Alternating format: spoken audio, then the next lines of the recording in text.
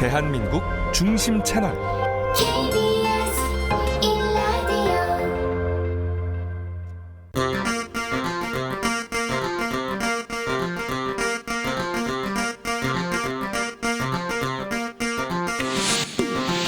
주진우 라이브 스페셜.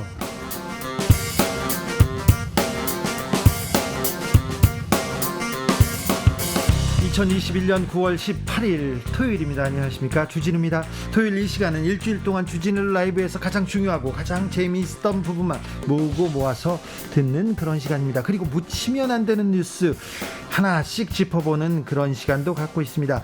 토요일의 기자 반짝반짝 빛이 납니다. KBS 김비치라 기자, 어서 오세요. 네, 안녕하세요. 긴 연휴 첫날에도 어김없이 하이라이트를 엄선해서 찾아왔습니다. 네, 지금 이제 고향 가는 분들, 지금 차에서 듣는 분들 많아요. 그러시겠죠. 안전운전 하셔야 됩니다. 가면서 네, 우리 방송 들으면서 가면 돼요.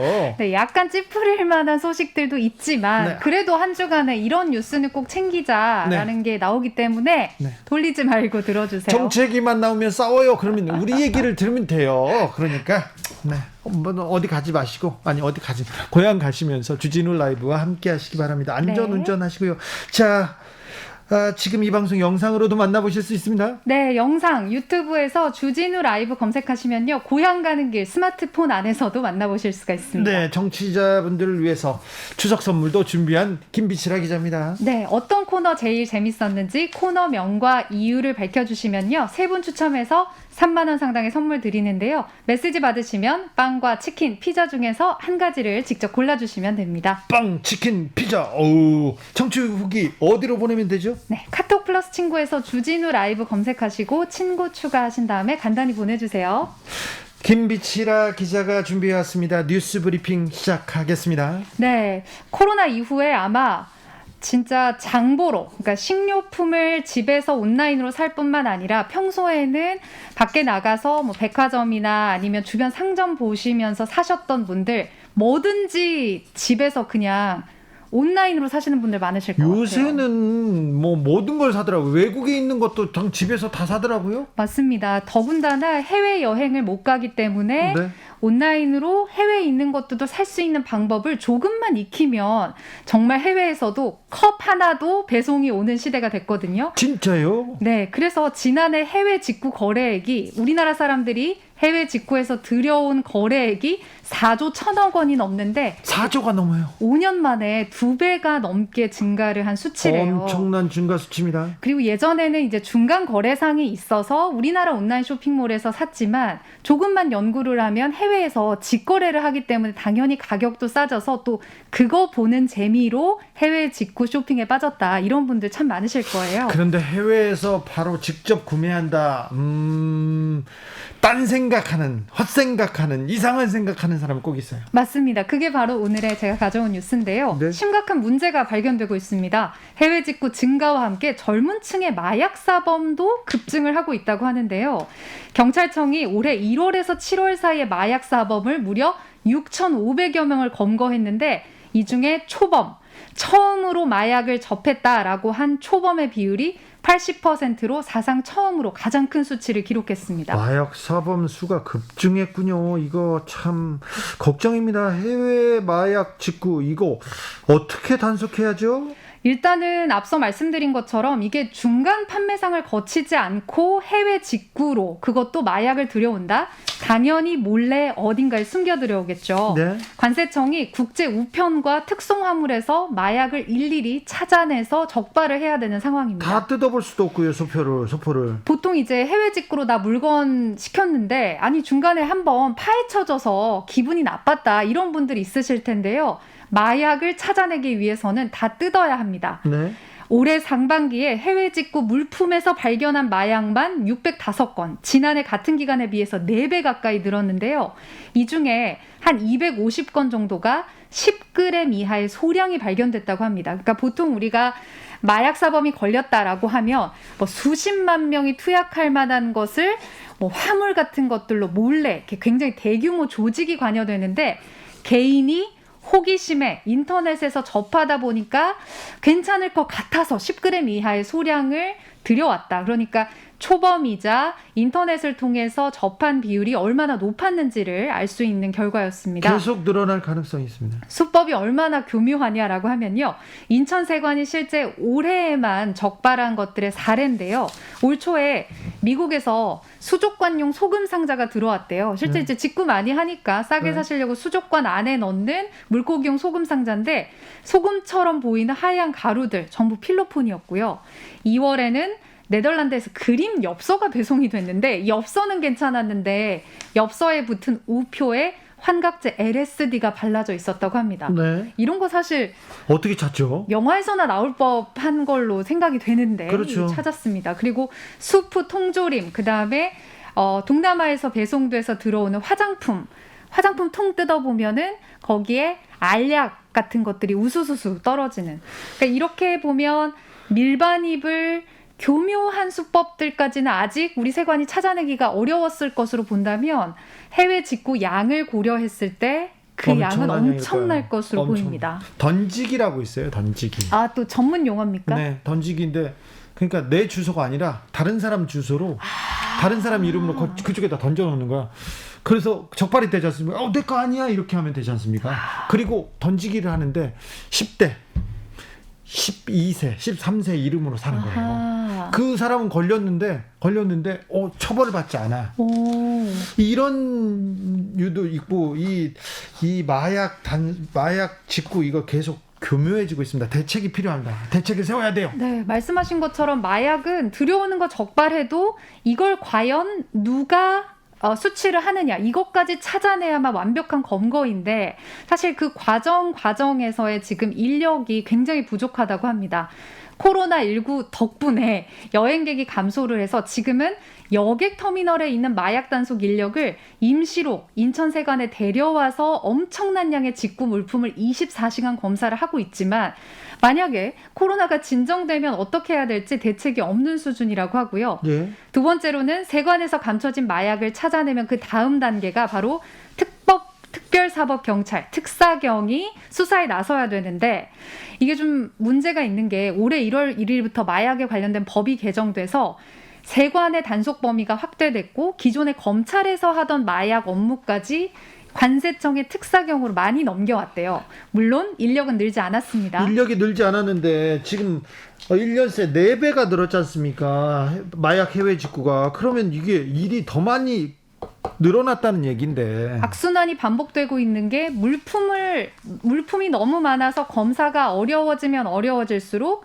배송을 받는 사람한테는 기간이 늘어나잖아요. 네. 그럼 아까 말씀하신 것처럼 이거 내가 마약 시켰는데 뭔가 문제가 있었나 보다 하고 이상하다. 수치를 거부를 해버리면 또 마약 사범 잡기가 어려워진대요. 그래서 특사경은 사실 이 마약 사범 잡으려면 골든타임 안에 척척척척 발견을 하고 또 가서 검거해야 되는데 현재로서는 이것에 대한 대책이나 뭐 여러 가지가 부족한 상황이라서 어떻게 해야 될지 모를 정도로 심각한 문제가 되고 있습니다. 네, 마약이 지금 독버섯처럼 코로나 시대에 네. 우리 주변을 파고들고 있습니다. 굉장히 심각하게 저희들도 생각하고 있는데요. 이 문제에 대해서는. 근데 마약 이거 들여오는 거 있지 않습니까? 거의 다 잡혀요. 이게 사람이 없어서 시간이 없어서 그렇지 다 잡혀요. 그러니까 이거 해외 직구로 호기심에 한번 사야지. 안 됩니다. 해외에서 들어오지 않습니까? 이거는 해외에서 마약 밀반입이지 않습니까? 엄청나게 세요. 문제예요. 보통 1년, 2년씩 실형을 살아야 돼요.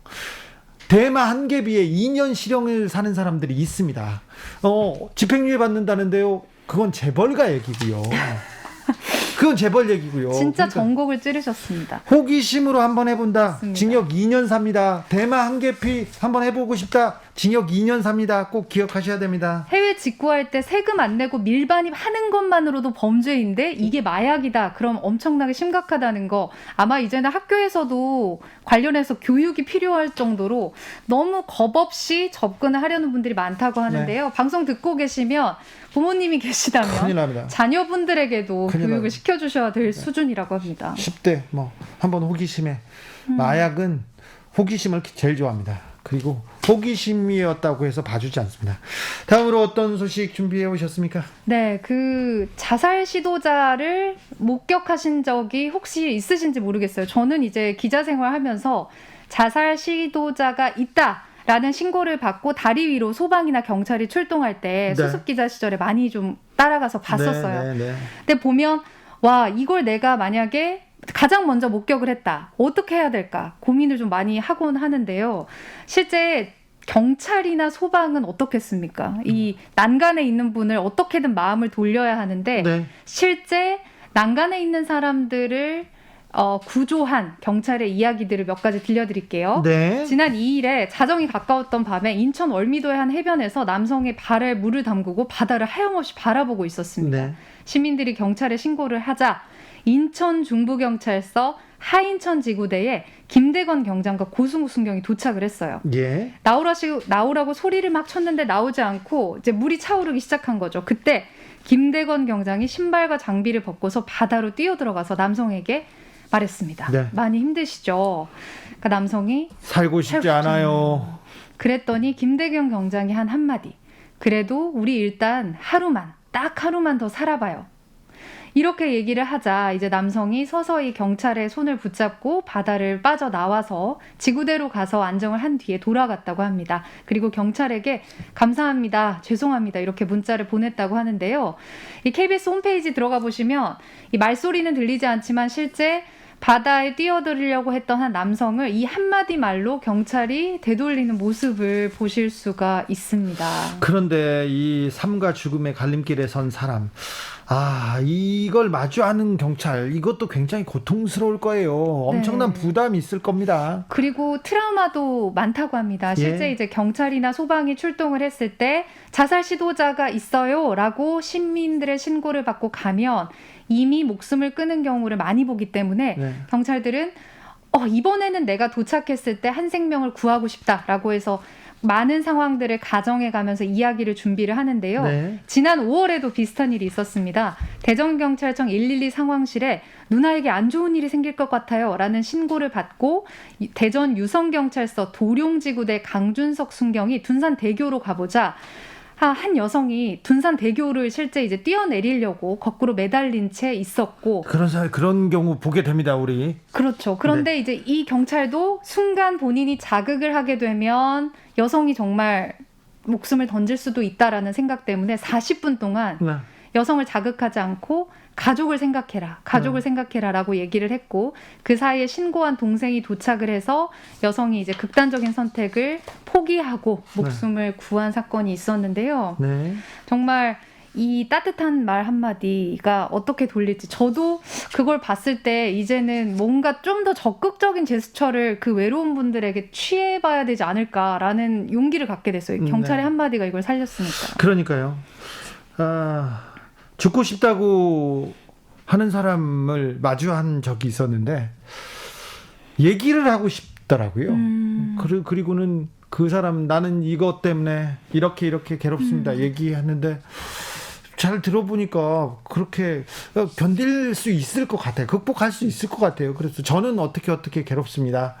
그랬더니 자기는 또 다른 일이 생활고로 괴롭대요. 네. 저도 생활고로 괴롭습니다. 자기 통장에 30몇만 원밖에 없다는 거예요.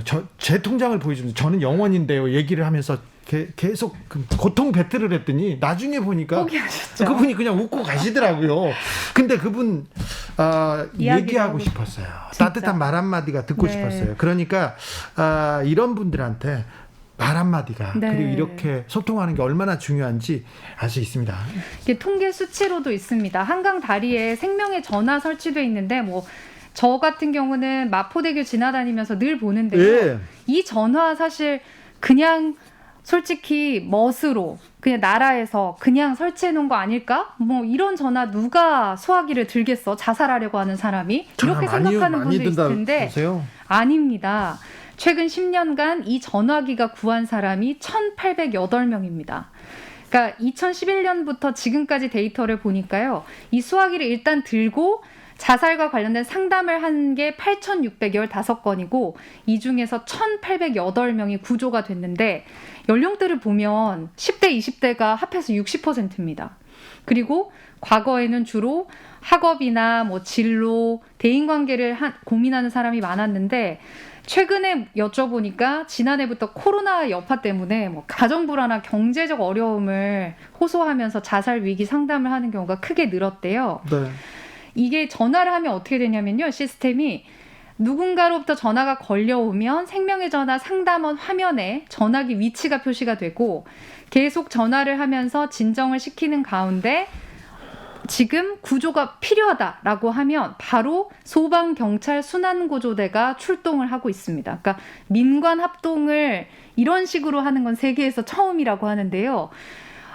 이런 시스템 자체를 통해서 구한 인원이 1,800명. 그러니까 누군가는 다리에서 떨어지려다가 상담원과의 대화를 통해서 돌아갔다는 게 너무나 슬프면서도 전화기 설치가 굉장히 외로운 사람한테는 이 수학이 드는 것 자체가 너무나 소중한 소통의 달이라는 걸 알 수가 있겠습니다. 그렇습니다. 특별히 우리나라에서 지금 복지의 사각지대가 너무 많습니다. 네. 고령층 빈곤, 청년 빈곤, 혼자 살다가 배가 고파서 삶을 등지는 사람도 있어요. 어제 그저께 저도 전화 한 통을 받았는데 네. 동생한테 배신을 당해가지고 죽고 싶다는 거예요. 죽고 싶다고 하면서 가만히 있다가도 우라가 치밀어가지고 계속 죽고 싶다는 얘기를 하시더라고요. 그래서 제가 일단 달래놨는데 이게 명절을 어떻게 보내야 될지 그건 잘 모르겠습니다만. 네, 진짜 코로나 때문에도 네. 극단적인 선택하시는 분들 소식이 너무 많이 들리는데요. 네네. 그러니까 주변에 조금 억울함을 당한 사람이 있나, 그리고 또 밥은 굶지 않나, 그리고 또 어떤 사람한테 좀 따뜻한 말 한마디가 필요한 거 아닌가, 좀 이번에는 좀 네. 주변을 둘러보는 그런 추석이 됐으면 합니다. 네. 알겠어요. 여러분께서는 지금 주진우 라이브 스페셜을 듣고 계십니다. 주진우 라이브 스페셜 김비치라 기자와 함께하고 있습니다. 본격적으로 주진우 라이브 스페셜 하이라이트 장면 다시 듣기 시작해 보겠습니다. 어떤 장면 골라오셨어요? 네, 요즘 정말 장안의 화제 코너죠. 전직 청와대 정무수석들의 코너인 주진우 라이브 특급 조합 수요일에 원기옥에서 골라왔는데요. 네, 이분 김재원 그리고 강기정 이 두 분은 우리 방송에서 이제 팡 뜨더니 다른데 막 텔레비전도 진출하고 많이 나오시더라고요. 너무 바빠요. 너무 바쁜데 사실 그 일반 시청자들, 저도 이제 청취자로서 들을 때도 두 분이 네. 그 어떻게 보면 가감 없이 네. 과거의 경험과 현재 정치권에 대한 어떤 판단을 아주 가감 없이 서로 배틀이 붙으시니까 진짜 재밌더라고요. 청와대 정무수석이라는 자리가 어떤 자리냐면은 청와대에서 뭐 정책이나 뭐 그 정치를 이렇게 할 때 국회 그리고 정치인한테 설득하고 가교가 되는 그런 자리지 않습니까? 네. 굉장히 중요한 정치 고수들이 가는 자리인데 그렇죠. 그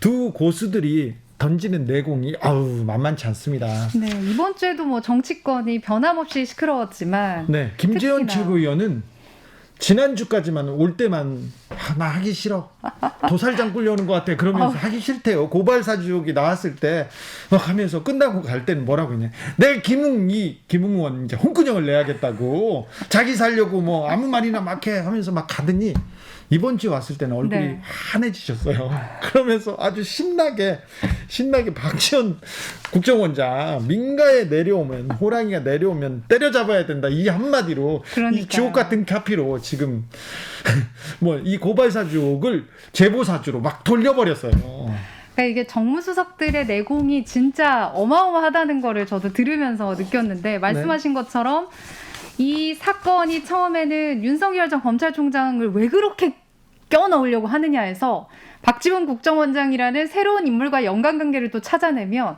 또 신나게 공격할 수 있는 거리가 정치에선 늘 생기거든요. 네. 그래서 이렇게 좀 초점이 바뀌었는데, 사실은 검사가 야당 국회의원한테 고발해줘라, 그럼 내가 잡아드릴게, 이거는 있을 수 없는 일이죠. 검찰권 남용이 아니라 이건 뭐 선거 개입, 뭐 국정농단, 여기까지 얘기하는 사람도 있지만 밝혀진다면, 만약에 검사가 야당 의원과 짜고 그렇게 했다면 문제지 않습니까? 근데 지금 이 부분은 사라지고 제보자 조성은 씨가 벤치를 타느니, 그리고 조성은과 박지원 장관은 왜 이렇게 자주 만나서 뭘 했느니, 그 다음에는 이제 손준성을 누가 임명했느니, 이렇게 이 이동하면서 지금 초점이 핵심이 흐려지고 있다는 생각은 듭니다. 맞습니다. 과연 어떻게 결론이 날지 이제 또 공수처에서 수사하고 있는 부분에 대해서도 또 여러 가지 얘기가 정치권에서 이제 나올 텐데 네. 저는 이제 강기정 전 수석은 계속해서 뭐 손준성 검사 비호 세력이 청와대에 없다라고 부인을 한 부분, 그리고 또 반대로 김재원 최고위원 같은 경우는 이제 박지원 국정원장 자체를 이제 보는 것으로 계속 프레임을 그쪽으로 끌고 가져가시는 가죠. 부분, 두 분의 티키타카가 정말 재미가 있었습니다. 자, 민주당에서 보는 시각 그리고 국민의힘에서 보는 시각을 정확하게 읽을 수 있습니다. 그리고 이 사건이 어떻게 흘러가는지도 그 흐름도 파악할 수 있습니다. 네, 더 자세한 이야기가 궁금하신 분들을 위해서요. 수요일에 방송된 원기옥 하이라이트를 이어서 듣고 오겠습니다. 큐! 그런데 지금 작년에 만든 검찰에서 만든 문건으로 보이고요. 그리고 자, 검사가 고발장을 써서 야당 정치인한테 줬다. 이거는 문제잖아요. 아직 안 드러났잖아요. 안 드러났는데 만약 그렇다면 문제죠. 만약에 안 그랬다면 어떡하실래요? 아니 그랬다고 안 그랬다면 어떡할 거예요? 준성이한테 사실. 받았다고 했잖아요. 그리고 또 하나는 네? 아니 뭐 손준성 검사가 네. 김웅 의원에게 뭐 파일을 줬든 말든 그것은 검사와 국회의원 후보자 사이의 문제이기 때문에 그 문제로 처리하면 돼요. 네. 근데 그 사건에다가 굳이 또 야권 지지율 1위 후보인 윤석열 총장을 끄집어 넣어 가지고 거기를 이 사건의 배후 조종자로 만들어서 또 거기다가 우리가 이제 재작년에부터 그 국회에서 들어놓고 농성하고 한 게 다 그 공수처 출범 때문에 그랬잖아요. 이 공수처 출범시키면 결국 괴물이 될 것이다. 선거판에 뛰어들거나 정치에 직접 개입해서 나라 전체를 쑥밭으로 만들 거다. 이런 괴물 공수처는 출범시키면 안 된다 했는데 결국 지금 나왔잖아요. 공수처가 나타나서 윤석열 후보는 사실 아무런 지금 드러난 것도 없는데도 고발 한 번 당했다고 피의자로 입건했거든요.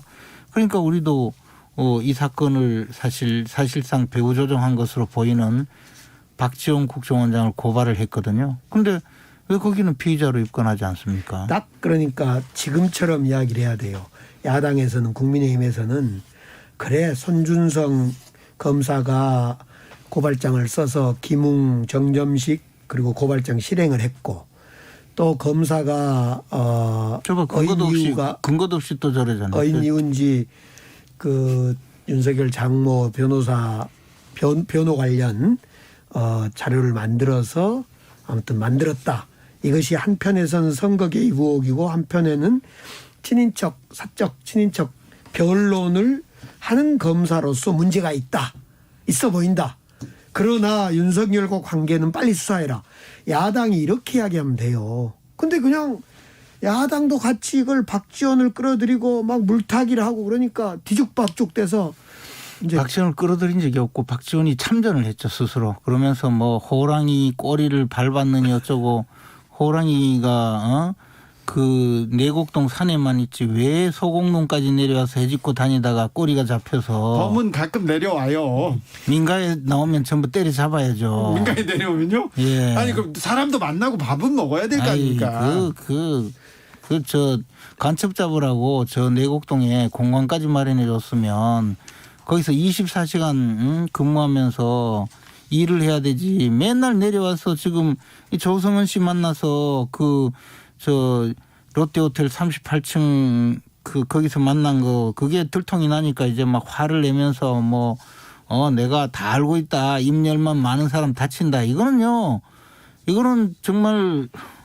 정상적으로 국가정보원장이 아니고 옛날 중정부장이든가 안기부장이든가 그런 사람들이 어디 권총 들이대고 협박하던 모습이에요.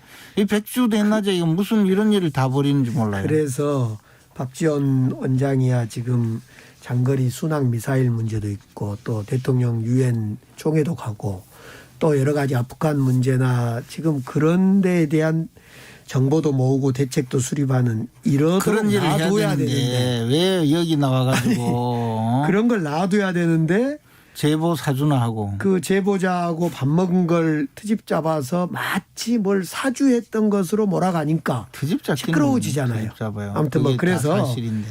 그 본질이 지금 뒤바뀌면 안 돼요. 박지원 원장 이야기는 좀 접어두고. 국정원장이 정치에 개입하면요. 그것이 큰일 바로 나죠. 형사처벌 대상이에요. 큰일 7년 이하 나죠. 징역, 10년 이하 자격정지. 그리고 그러면 정치관여가 어느 수준이냐. 국정원법에 나와 있잖아요. 특정 정치인에 대해서 반대 의사를 유포시키는 것. 이게 바로 정치관여죄거든요. 형사처벌 대상이에요. 근데 뭐라고 했습니까? 이번에. 뭐 뭐라고 했어요? 내가 무슨 폭로를 하면 내가 다 알고 있는데 날 화나게 하지 마라. 내가 입 열면 다 다친다. 그게 바로 정치관여죄예요. 그리고 그보다도 조성은 씨가 제보를 하는데 만약에 그 전날 그 다운로드 받은 자료 검토해서 야 이거는 직접 제보를 지금 그쪽에서 취재를 한다니까 이렇게 이야기를 하고 우리 이거는 단순히 손준성 검사고 김웅 잡을 게 아니고 윤석열을 때려잡자.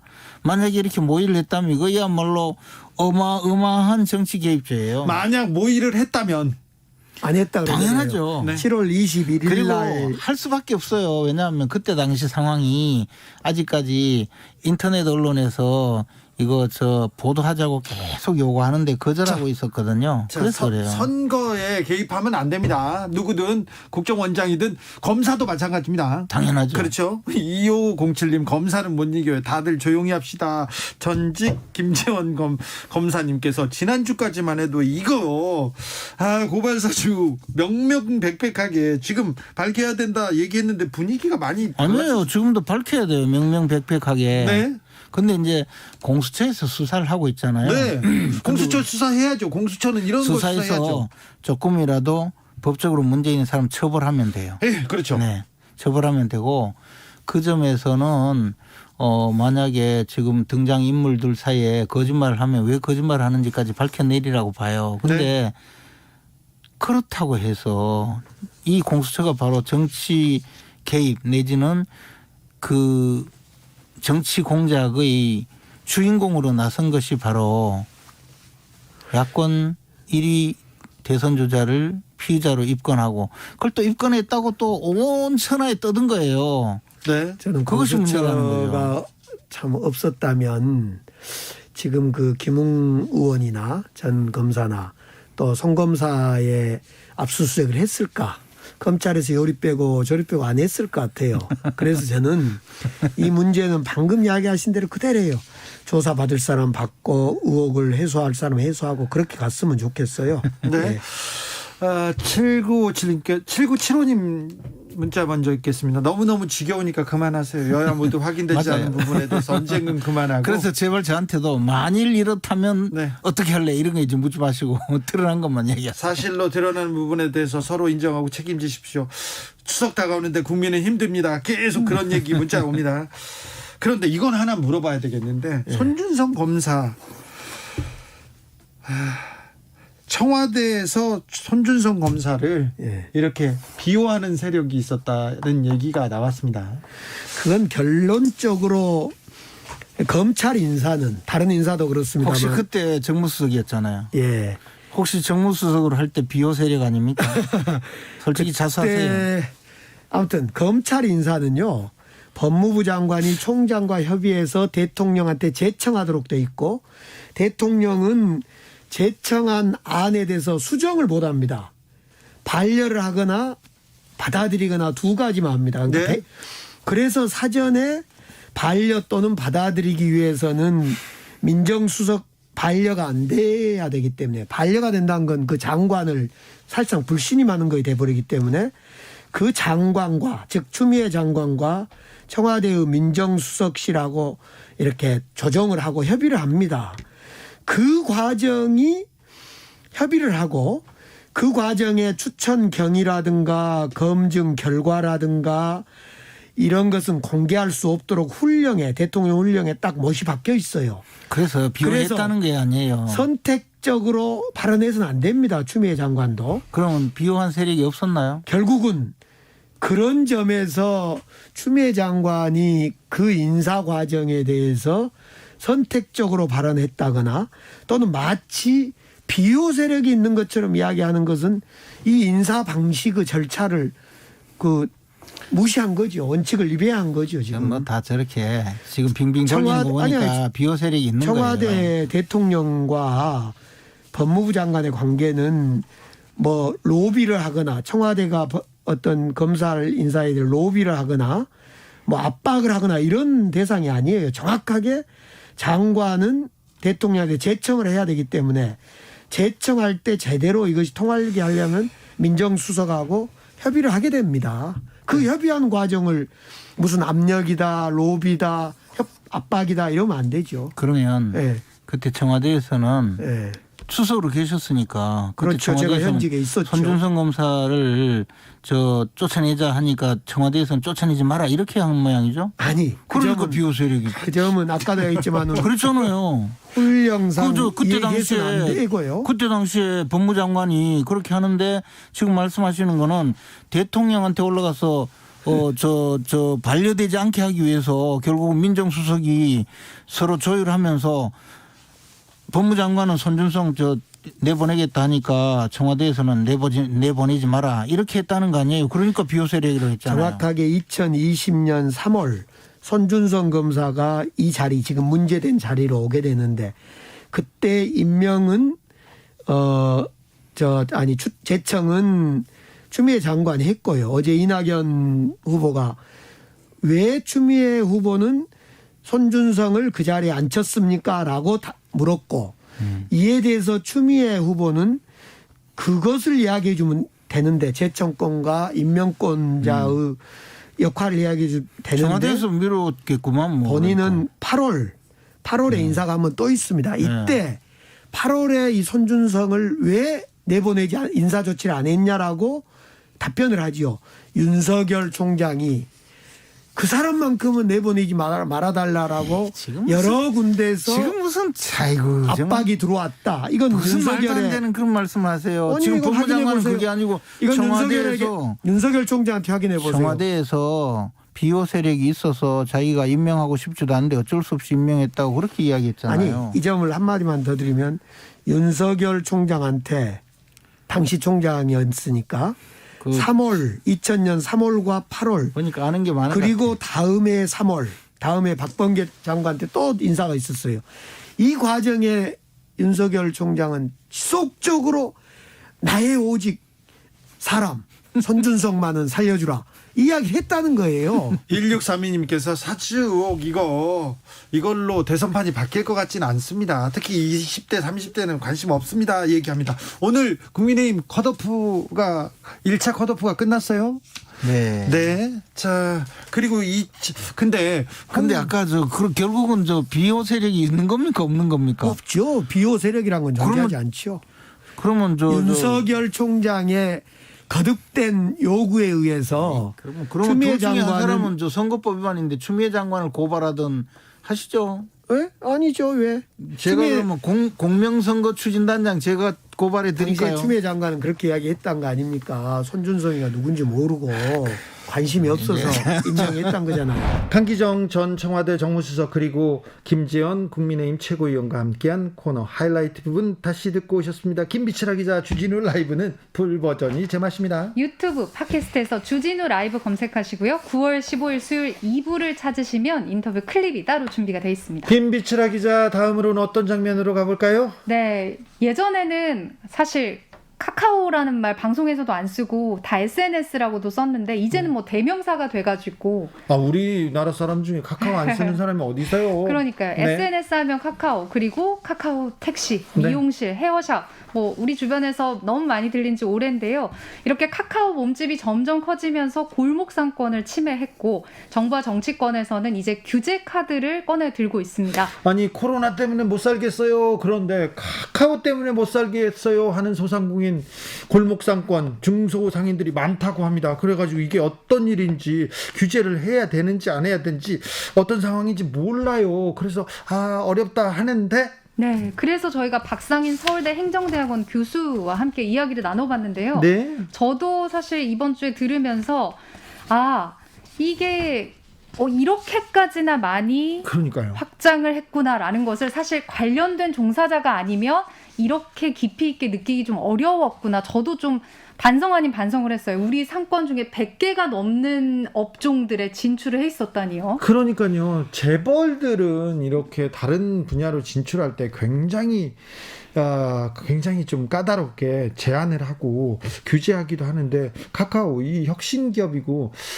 인터넷 기업이라는 이유로 너무 문어발식이라고 했더니 교수님께서는 지네발식이라고 네. 하면서 지네발식을 확장을 하고 있다고 하더라고요. 별걸 다 하더라고요. 그러니까 이게 지네발이라는 게 진짜 말이 되는 게요. 최근에, 그러니까 거의 최근 몇 년 사이에 이 100개 가까운 업종에 새로 다 진출을 한 거니까. 예, 불과 4, 5년 안에요. 우리가 일상생활에서 쓰는 업종들 100개의 카카오가 진출을 해 있다라는 거는 과연 진출하는 과정에서 어떤 심사를 받았고 어떻게 규제를 받았는지 정말 아무도 관심이 없고 분간을 하지 않는 사이에 진출했다라는 거는 얼마나 관련해서 법과 제도 자체가 아예 없다시피 했는지를 이제서야 좀 들여다보는 거거든요. 그리고 이게 또 카카오뱅크 금융에 이렇게 진출했는데 금산분리가 명확하게 분리가 돼 있는데 이 부분은 어떻게 따졌는지도 궁금하고요. 그리고 네. 김범수 카카오 의사회 의장이죠. 그렇죠. 회장도 아니에요. 의사회 의장이 이분은 자기는 절대 그 세습하지 않겠다. 그리고 뭐 부의 세습 안 하겠다. 뭐 기부하겠다고 해서 좋은 이미지만 가지고 있었는데 좀 이상한 회사를 세워가지고 그 지분을 다 가지고 있으면서 가족들이 거기서 돈을 많이 벌었더라고요. 여기에 대한 규제도 좀 아직 규제가 미치지 않은 것 같아요. 잘못되어 있는 것 같습니다. 맞습니다. 그러니까 이제서야 이런 얘기가 나온다는 게 참 슬픈 게 저도 동네 이제 미용실을 갔다가 얘기를 들었어요. 수수료를 얼마나 그냥 카카오가 많이 가져간대요? 단순히 그 카카오를 통해서 페이를 하는 것만으로 얼마를 떼어가는지 등등을 들었을 때 에이 그냥 그 정도 플랫폼 어차피 이용해야 되니까 어쩔 수 없는 거 아니야 라고 쉽게 넘겼는데 우리가 생각해보면 플랫폼을 제공한다는 것만으로 골목 상권에서 자영업자들이 노동을 통해서 벌어들인 것을 이렇게 많이 가져가는 것이 옳은 것인가? 아니, 택시 기사님들은 카카오 때문에 못 살겠어요 하고 너무 많이 떼어가요. 20-30%씩 떼어가요. 카카오가 뭐라고? 연결해줬다고 20, 30%. 아유, 이건 너무하지 않습니까? 그래서 지금 우리가 보면 세계적으로 뭐 미국이나 유럽에서는 빅테크 기업에 대해서 규제한다 얘기 나온 지는 몇 년이 됐잖아요. 네. 그래 우리나라도 그렇게 규제를 하면 되지라고 했는데 제 친구들도 그런 얘기 하더라고요. 아무리 애플이나 마이크로소프트가 여러 가지 사업에 진출한다 그래도 헤어샵이나 문구용품 파는 거나 선물하는 사업에는 진출 안 하고 있잖아. 그렇죠. 이렇게 얘기를 하더라고요. 그거는 좀 너무하죠. 이건 잘못됐어요. 그래서 잘못됐다고 카카오가 결국 골목 상권에서 일부 철수하겠다고 했습니다. 그런데 박상인 교수님 말씀 중에 인상 깊었던 게 이건 자발적인 시정 여기서 멈춘다면 우리가 그러니까 더 플랫폼의 혁신을 통해서 여러 가지가 나올 수가 없다. 결국 법과 제도를 지금 정말 빡세게 정비를 해야 된다. 이런 얘기를 해주셨는데 저도 100% 동감하면서 들었어요. 이 플랫폼들이 한참 성장하는 여러 스타트업들을 지금 다 잡아먹는 구조가 몇 년 동안 반복이 그렇죠. 되다 보니까 이건 안 됩니다. 혁신적인 젊은 사업가들이 나오기는커녕 조금만 해서 그냥 카카오에다가 팔고 우리는 그냥 돈 챙기는 거야. 이런 식으로 가면 결국 우리나라의 플랫폼 발전이 당연히 미래가 암담하겠죠. 네. 네이버 카카오에 대해서 혁신기업이라고 얘기하는데 그 부분에 대해서도 동의하지 않는 사람들도 많습니다. 저도 그렇고요. 아무튼 이 부분 고민해봐야 됩니다. 네, 저 더 자세한 이야기 궁금하신 분들을 위해서요. 화요일 훅 인터뷰 하이라이트 부분을 이어서 듣고 오겠습니다. 큐. 최근에 공정위에서 이거 좀 문제가 있다고 카카오 창업자 김범수 의장을 좀 들여다보는 것 같습니다. 이유는 뭡니까? 네, 공정위는 이제 공시 대규모 기업 집단이 자산이 5조가 넘으면 공시 집단이 되고요. 10조가 넘으면은 상호 출자 제한 기업 집단이 됩니다. 그러니까 카카오가 5년 한 전부터 공시 집단에 들어왔고 지금은 거의 한 10대 재벌에 해당하고 있는데요. 네. 이 카카오를 실질적으로 지배하고 있는 회사, 지주회사 같은 역할을 하는 회사가 주식회사 카카오인데 이 주식회사 카카오를 그 총수인 김범수 회장이 지분을 한 13%를 가지고 있습니다. 그런데 이 김범수 회장이 100% 개인 회사가 있어요. 그게 이제 KQ 홀딩스라는 회사인데 이 회사가 또 카카오 지분을 한 11% 갖고 있습니다. 그래서 김범수 회장이 이 두 개를 합쳐서 한 25% 지분으로 카카오를 지배하고 있는데 문제는 지금 KQ 홀딩스라는 이게 어떻게 보면 김범수 개인 회사고요. 예. 또 여기 친인척들이 대부분 이용을 하고 있는 조그만 비상장 회사입니다. 예. 이 회사의 자료를 공정에 제대로 보고하지 않았다는 것인데요. 아마 저는 한 두 가지 문제가 있지 않을까 추측하고 있습니다. 하나는 이 KQ 홀딩스가 2007년에 생긴 회사인데 그때는 이제 소프트웨어 개발업 또는 뭐 컨설팅 회사, 서비스 업종으로 분류가 됐습니다. 그런데 지난해부터는 금융업으로 바뀌었다는 거죠. 즉 금융투자회사로 바뀌었습니다. 예. 근데 아마 공정거래위원회에 신고할 때 금융투자회사로 금융업종으로 신고를 안 한 게 아닐까 생각을 해요. 근데 그렇게 되면 어떤 문제가 생기냐면요. 금융회사가 비금융 계열회사에 의결권을 행사하는 것을 공정거래법에 제한을 하고 있습니다. 의결권 제한이 있는데 KQ 홀딩스가 의결권 제한을 받아야 되는데도 불구하고 의결권을 행사한 게 아닐까. 그래서 공정거래법 금융계열사 의결권 제한 규정 위반이 있는 게 아닐까라는 추측이 하나 있고요. 또 하나의 추측은 얼마 전에 네이버 이혜진 총수가 거기도 이제 지음이라는 총수가 100% 갖고 있는 투자회사가 있습니다. 네. 이 회사가 대웅제약에 한 5% 안 되게 지분 투자를 했어요. 그런데 그 몇 년 후에 대웅하고 네이버가 의료 빅데이터 회사라고 하는 다나 데이터라는 회사가 있습니다. 네. 다나 데이터라는 회사를 공동으로 만들어요. 그러면서 이 5% 안 되는 지분 투자로 몇백억을 버는 일이 생겼습니다. 그래서 네. 이게 신종 사익 편취라고 볼 수 있는데요. 지금 그 K2 홀딩스도 이혜진 총수가 갖고 있던 지음과 굉장히 비슷한 성격을 갖고 있기 때문에 네. 이런 신종 사익 편취에 관한 또 정보 같은 것들이 혹시 누락된 게 있지 않을까. 두 가지 가능성이 있다 저는 생각하고 있습니다. 교수님, 카카오나 네이버 뭐 혁신 기업이다, 인터넷 기반으로 출발했다 이렇게 얘기했는데 이거 기존의 재벌 집단이 지금 네. 돈 만드는 그 재벌 총수들 돈 만드는 그 패습 이걸 그냥 따라가는 것도 따라가는 것으로도 좀 보입니다.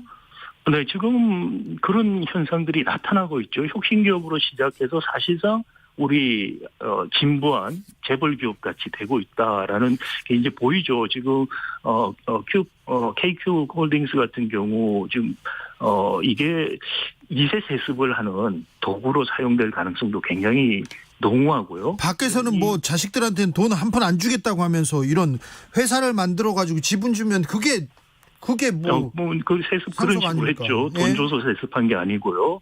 그런 지금 좀 낌새들이 보이고 있다. 그런 측면에서 하나 우려가 되고요. 또 하나는 혁신보다는 자기가 그동안 혁신의 결과로서 축적됐던 데이터라든지 이런 것들을 활용해서 또 규제 차익이라고 우리가 말하는데요. 규제 사각지대를 활용해서 경쟁 사업자들을 우위를 좀 경쟁사업자들에게 우위를 접하면서 여러 가지 시장으로 확대해가는 그런 양상들 이것도 이제 어떻게 보면 지배적 지위를 남용하는 것인데 기존의 우리 공정거래법에서 다룰 수 있는 것과 조금 공정거래법 자체로 다루기 어려운 그런 사각지대가 있는데 그걸 좀 활용해서 확장을 하고 있는 것이 아니냐. 예. 혁신보다는 과거에 재벌들이 갖고 있던 레버리지를 활용해서 문어발 확장했던 거를 이번엔 거의 지네발 확장식으로 하는 그런 차이점 정도밖에 없는 거의 구태의연한 방식을 지금 닮아가는 거 아니냐는 우려가 있습니다. 알겠습니다. 헨젤과 그레테님께서 카카오의 문어발식 경영에 소상공인은 일촉즉발, 국민들은 노발대발 얘기합니다. 이로님께서는 혁신 IT 기업에 탈을 쓰고 제도적 특혜를 받으면서 행태는 과거 재벌 행태네요 이렇게 얘기했는데 그런데요 궁금한 게 있답니다. 마이쭈님 질문인데 카카오나 네이버는 왜 회장이라고 안 부르고 의장으로 부릅니까?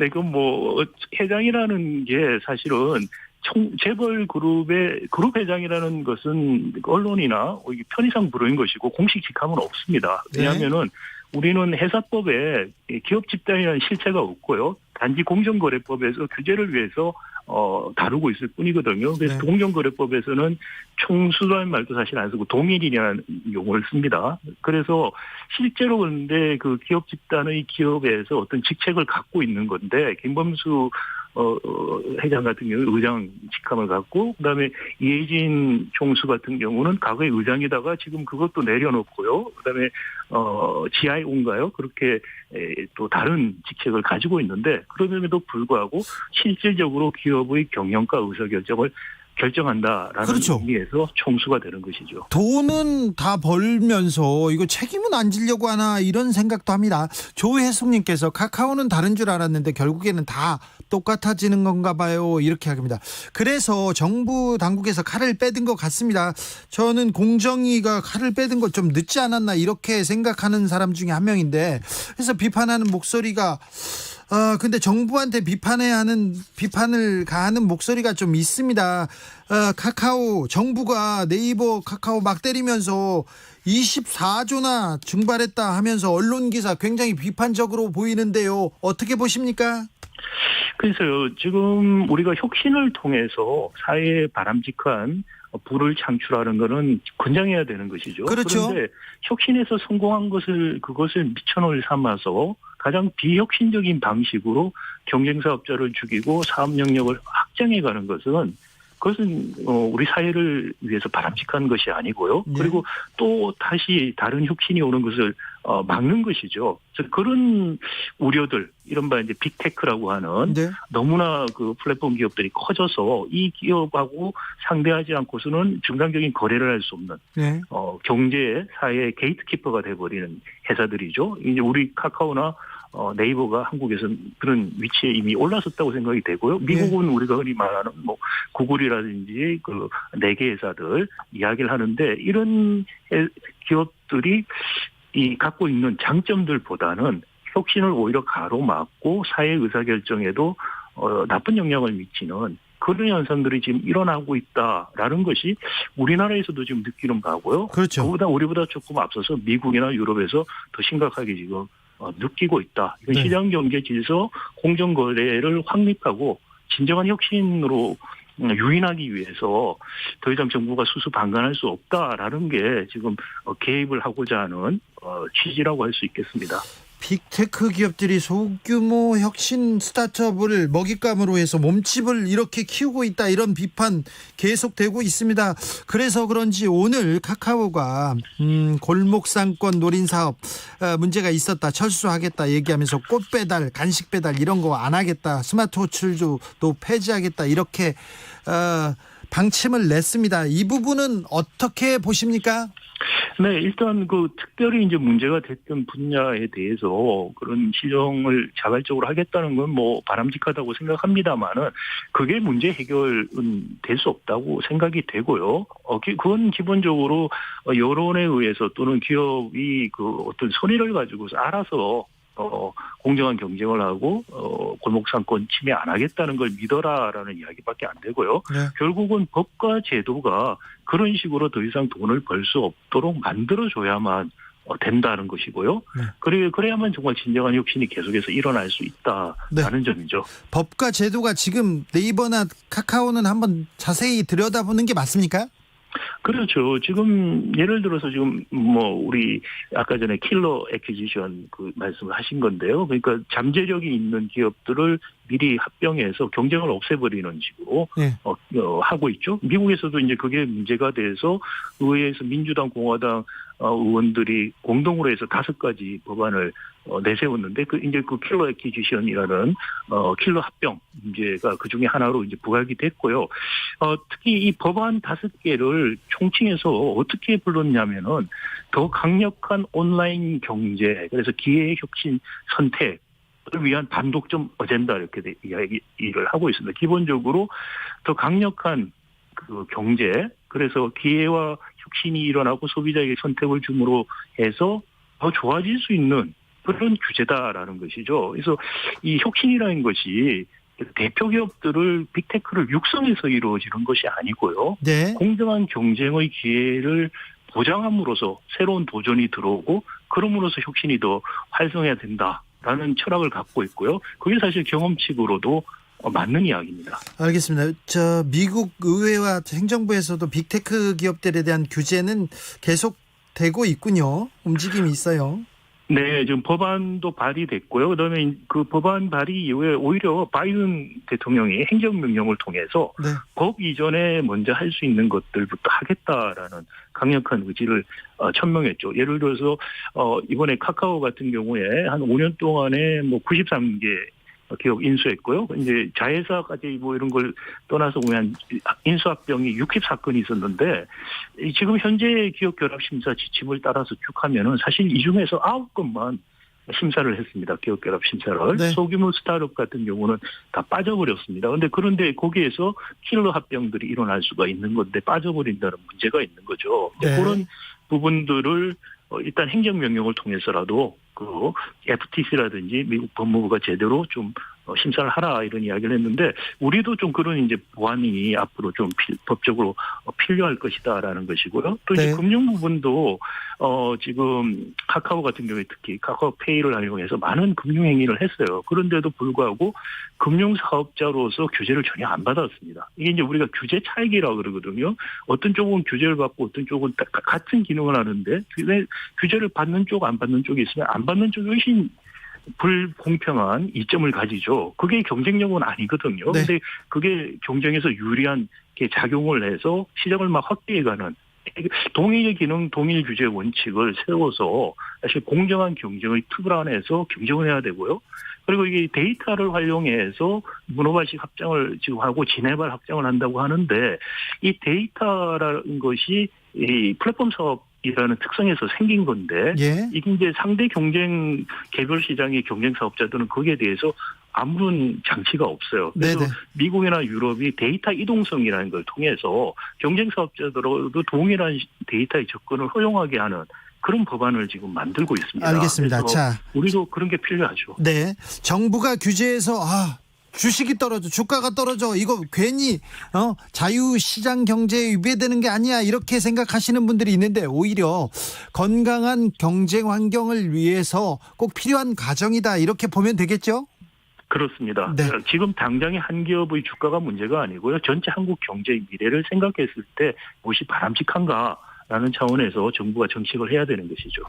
박상인 서울대 행정대학원 교수와 함께한 훅 인터뷰 하이라이트 부분 다시 듣고 오셨습니다. 김비치라 기자, 이 방송 풀버전은 어디서? 유튜브 팟캐스트에서 주진우 라이브 검색하시고요. 9월 14일 화요일 2부를 들으시면 클립이 따로 준비가 되어 있습니다. 김비치라 기자, 추석 때 어떻게 보냅니까? 네, 추석 때 뭐 다른 분들도 마찬가지로 코로나 때 코로나니까 집콕하면서 지내야죠. 추석 잘 보내시고요. 네, 추석 끝나고 때도 그렇게. 또 찾아올 겁니다. 네, 그렇죠. 네. 저희는 주진우 라이브는 추석 빨간 날도 저희는 여러분 곁을 지키겠습니다. 그러니까 생방송으로 만날 테니까 어디 가지 마시고요. 김비치라 기자, 선물 주고 가세요. 네, 추석 선물 드리겠습니다. 주진우 라이브 검색을 카카오톡 플러스 친구에서 하시고 친구 추가하신 다음에 어떤 코너가 재밌었는지 남겨주시면요. 3분 추첨해서 3만 원 상당의 빵과 치킨과 피자 중에서 한 가지를 보내드릴게요. 네.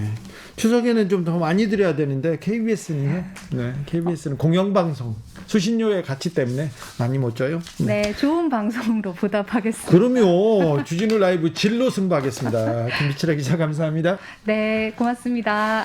주진우 라이브 스페셜 여기서 인사드리겠습니다. 저는 다음 주 월요일 오후 5시 5분에 돌아오겠습니다. 지금까지 주진우였습니다.